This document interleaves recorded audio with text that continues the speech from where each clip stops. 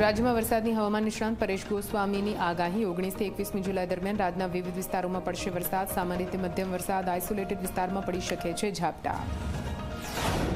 રાજ્યમાં અતિભારે વરસાદની હવામાન નિષ્ણાંત અંબાલાલ પટેલે કરી આગાહી. જુલાઈના ચોથા અને ઓગસ્ટના પ્રથમ સપ્તાહમાં અતિભારે વરસાદની સંભાવના. રાજ્યના કેટલાક ભાગોમાં પૂર જેવી સ્થિતિ પણ સર્જાઈ શકે છે. બંગાળના ઉપસાગરમાં બનતી સિસ્ટમના કારણે પડી શકે છે અતિભારે વરસાદ.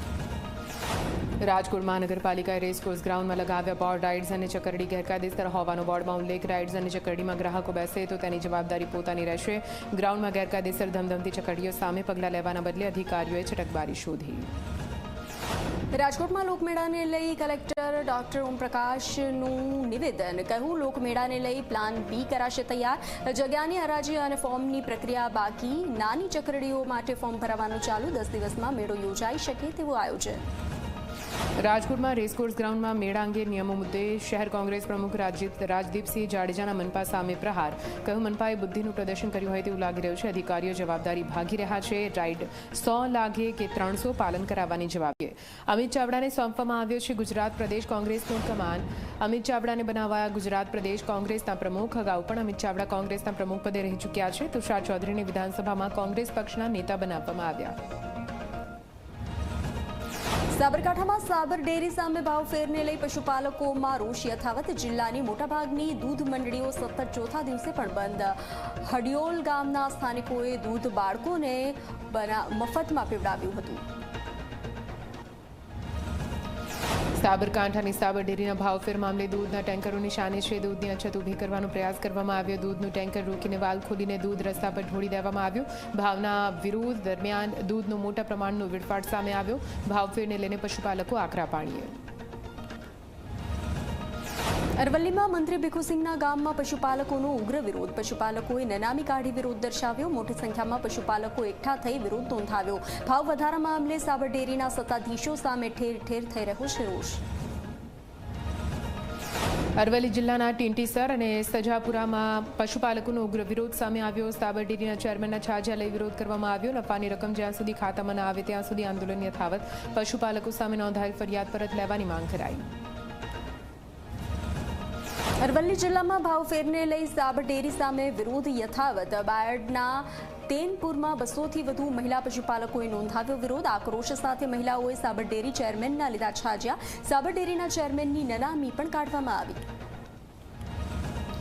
અરવલ્લીમાં સાબર ડેરી સામે પશુપાલકોમાં વિરોધ યથાવત છે. મોડાસાના મેઢાસણ ગામે દૂધ બાળકોને પીવડાવવામાં આવ્યું. પ્રાથમિક શાળા અને હાઈસ્કૂલના બાળકોને ફ્રીમાં આપવામાં આવ્યું દૂધ. માંગ પૂરી ન થાય ત્યાં સુધી દૂધ નહીં ભરાવવા પશુપાલકો મક્કમ. અરવલ્લીમાં પશુપાલકોએ મફતમાં દૂધ વિતરણ કરી નોંધાવ્યો વિરોધ. સાબર ડેરીમાં દૂધ નહીં ભરી 200 લીટર દૂધનું મફતમાં કર્યું વિતરણ. લોકોને મફતમાં દૂધ આપી દૂધનો સારો ઉપયોગ કરાયો. વાણિયાદ કોકાપુર વિસ્તારના પશુપાલકોએ કરી પહેલ. સાબરકાંઠામાં સાબર ડેરીના વિરોધમાં દૂધ ઢોળવાને લઈને ચેરમેને અપીલ કરી છે. કહ્યું કે મહેનતથી દૂધ ઉત્પાદન કરાય છે તેના રસ્તા પર ઢોળવું પાપ સમાન છે. દૂધ ઢોળવાનો જીવ ક્યારેય પશુપાલકનો ન ચાલે. દૂધ ઢોળી પશુપાલકોની મહેનતનું વેડફાટ હોવાનું ગણાવ્યું. ટ્રાફિક અંગે ગુજરાત હાઈકોર્ટનું સરકારને સૂચન. રોંગ સાઈડ આવતા વાહનો જપ્ત કરો. પીક અવર્સમાં શહેરમાં ભારે વાહન પર પ્રતિબંધ અમલ કરો. ટ્રાફિક પોલીસનો કોર્ટમાં જવાબ. જાન્યુઆરી મહિનાની 1229 FIR થઈ. દિલ્હીમાં સ્વચ્છતા સર્વેક્ષણ 2024-25ના એવોર્ડ માટે કાર્યક્રમ યોજાયો. 10 લાખથી વધુની વસ્તી ધરાવતા શહેરની કેટેગરીમાં ગુજરાતનું અમદાવાદ પ્રથમ ક્રમાંકે. રાષ્ટ્રપતિ દ્રૌપદી મુર્મુએ એવોર્ડ એનાયત કર્યા છે. સ્વચ્છ શહેરોની યાદીમાં અમદાવાદ 15મા ક્રમાંકે. સ્વચ્છતા સર્વેક્ષણ 2024-25માં વડોદરા 10 લાખથી વધુ વસ્તી ધરાવતા શહેરમાં 18મા ક્રમે. કોર્પોરેશને કરેલા સ્વચ્છ ઝુંબેશને લઈ સ્વચ્છતા રેન્કિંગમાં થયો સુધારો.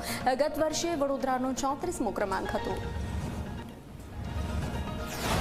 સ્વચ્છતા સર્વેક્ષણ 2024-25માં સોલિડ વેસ્ટ મેનેજમેન્ટ માટે પ્રથમ ક્રમાંકે સુરત.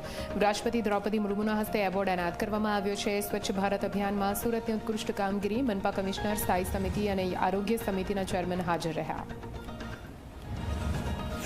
સુરતનો સ્વચ્છતા એવોર્ડમાં 1 થી 3 નંબર પણ ન મળતા વિપક્ષ નેતા પાયલ સાકરિયાના પ્રહાર. કહ્યું, મેયરને એક એવોર્ડ ગોબરનો અને બીજો ખાડીમાં પાણી ભરી અને આપવો જોઈએ. 2024માં સ્વચ્છતામાં સુરત આવ્યું હતું પ્રથમ. આ વખતે સુરતનું નામ નથી તેનું દુઃખ છે. સુરતની વાસ્તવિક સ્થિતિ છે બહુ ખરાબ. વડોદરામાં ગંભીરા બ્રિજ બનાવવાનું ટેન્ડર જાહેર કરવામાં આવ્યું છે. મોરબી પુલ દુર્ઘટના બાદ ગંભીરા બ્રિજ જર્જરિત હોવામાં આવ્યો હતો રિપોર્ટ. ગંભીરા બ્રિજ નવો બનાવવા 212 કરોડ રૂપિયા મંજૂર કરવામાં આવ્યા. માર્ગ મકાન વિભાગે 191 કરોડનું બહાર પાડ્યું ટેન્ડર.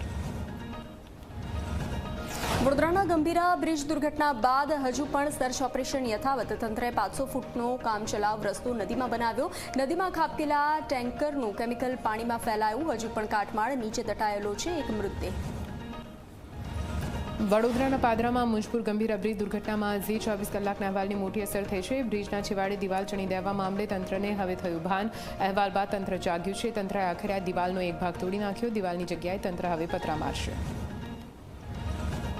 તાપી જિલ્લામાં કલેક્ટરે રોડ અને બ્રિજની સ્થિતિની કરી સમીક્ષા. વાલોડના વાલ્મીકી નદી પર આવેલા બ્રિજની સ્થળની તપાસ કરી માહિતી મેળવી. જિલ્લાના મોટાભાગના રોડ અને બ્રિજ સારી સ્થિતિમાં હોવાનું જણાવ્યું. માર્ગ અને મકાન વિભાગના અધિકારીઓ પણ રહ્યા હાજર.